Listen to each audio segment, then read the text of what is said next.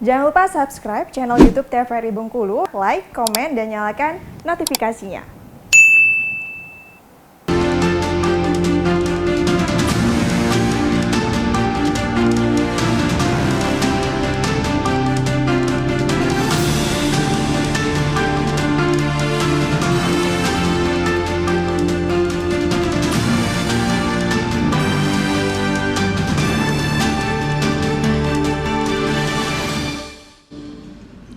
Terima kasih Anda masih bersama kami di Berendo TVRI Bengkulu. Baiklah, kita lanjutkan pemirsa, diskusi kita pada sore hari ini masih terkait dengan waspada cuaca ekstrim di sektor pertanian.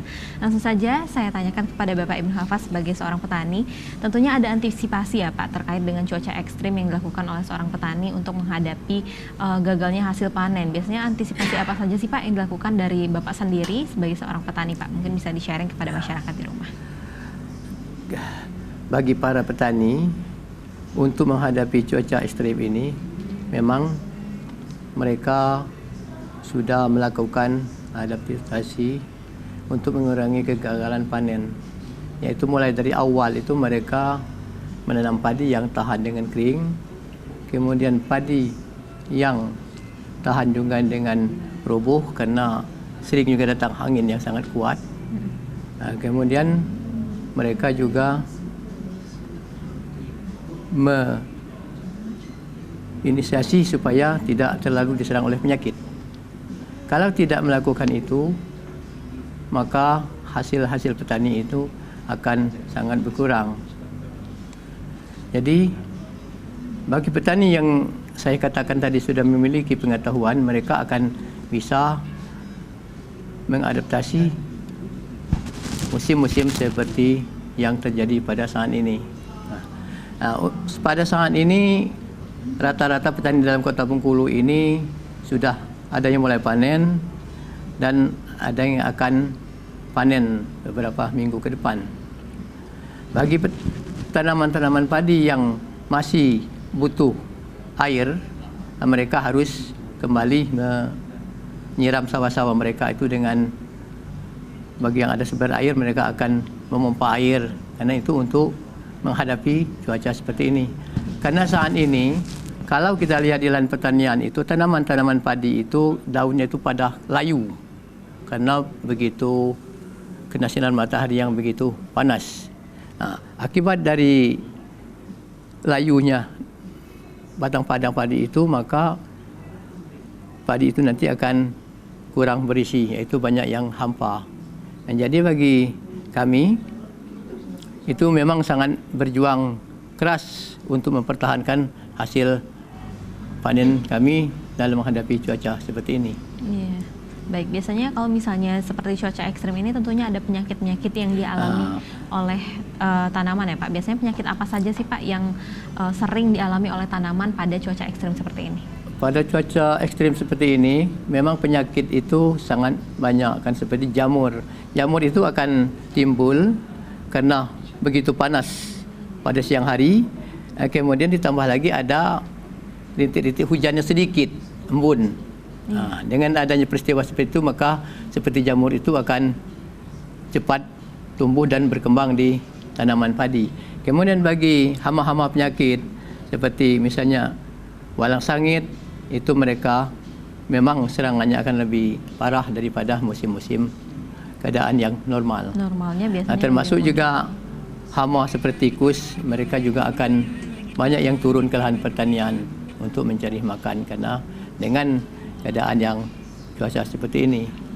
Baik, berarti ada penyakit-penyakit yang memang sering dialami oleh tanaman pada saat cuaca ekstrim seperti ini ya Pak ya. Jadi kami itu harus antisipasi. Iya, tentunya betul sebagai itu. seorang petani harus ada antisipasi untuk menghadapi cuaca ekstrim untuk menghindari gagal panen ya Pak ya. Baik, mungkin kita beralih dulu kepada Bapak Anwar ya Pak ya, masih terkait dengan pemanasan global ataupun cara mencegahnya gimana sih Pak? Untuk mengurangi pemanasan global, khususnya sebagai seorang awam dan juga masyarakat di rumah, hal-hal kecil apa yang harus kita lakukan untuk mengurangi pemanasan global, mencegah perubahan iklim yang drastis banget nih Pak?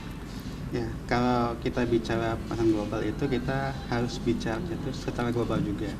Kita tidak hanya kita aja, cuman kita semua kita harus membuat yang sama.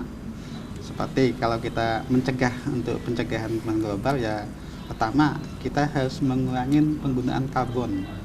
Misalnya pembakaran dari pohon-pohon, penggunaan BBM yang terlalu ini, terus kita secara ininya kita kurangin.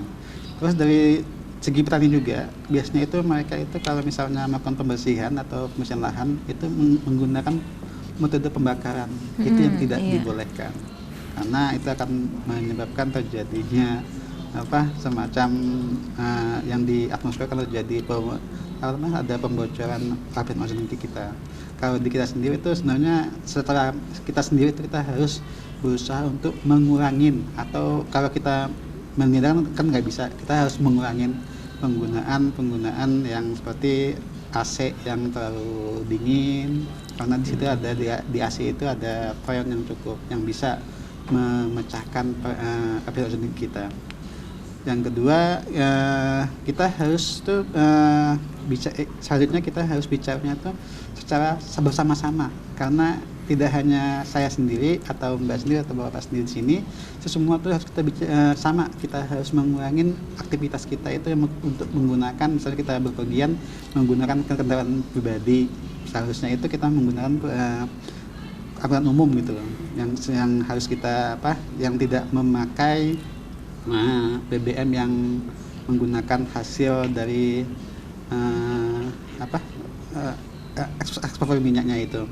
Yang kedua, kita bisa mencegah itu, kalau kita berpikir itu menggunakan kendaraan listrik. Di situ itu bisa untuk mengurangi adanya karbon-karbon yang bisa menyebar di atmosfer kita. Mungkin itu yang bisa kita lakukan untuk mengurangi pemanasan global itu. Baik, berarti memang sebenarnya bakar-membakar ini bukan hanya petani ya Pak, tapi untuk orang-orang yang di rumah banyak sekali yang masih melakukan pemusnahan sampah dengan membakar ya Pak. Nah, selain itu pemirsa, yang dapat kita lakukan adalah mengurai penggunaan AC dan menghilangkan sampah dengan cara selain membakar serta menggunakan kendaraan umum.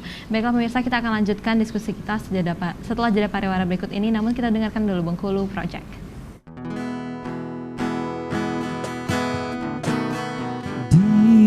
Matamu masih tersimpan selaksa peristiwa,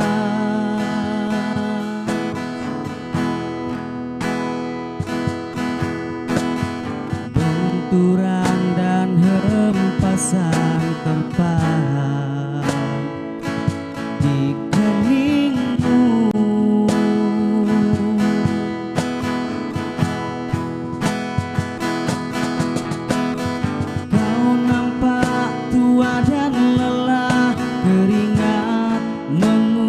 Deras, namun kau tetap tabah.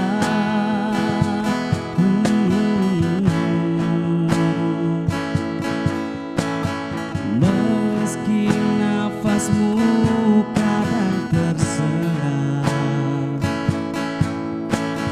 memikul beban yang makin syarat.